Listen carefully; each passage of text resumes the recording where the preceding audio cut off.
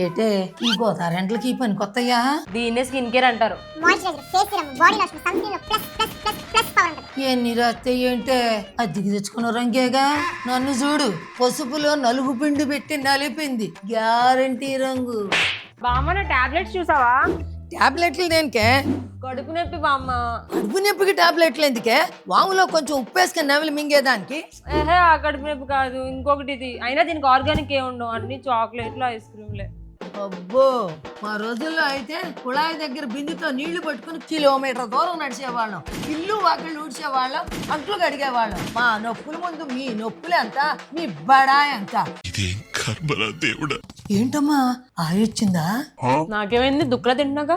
రొట్టి ముక్కలు సగ్గుజావా తాగుతుంటే దీన్ని బోబటి అంటారే. అగోరించావులే. మా చిన్నప్పుడు సాయంత్రం అయితే బఠానీళ్లు శనగ్గింజలు తినేవాళ్ళం. అలాంటివి తిని పళ్ళు ఊడిపోయి ఉంటాయి.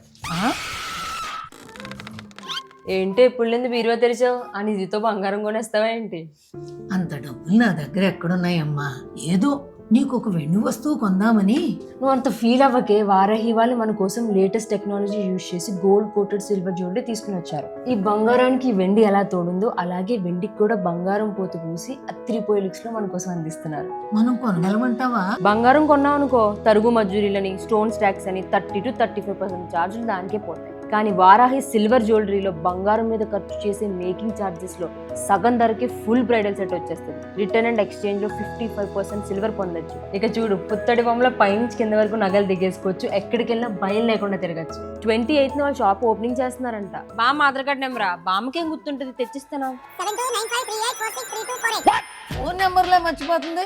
ఇది నాకు చెప్తుంది. ఈ రోజుల్లోనే ఇలా ఉన్నాను అంటే ఆ రోజుల్లో మన మెమరీ 1 జెటాబైట్, స్పీడ్ 1 టెరాహెర్ట్జ్.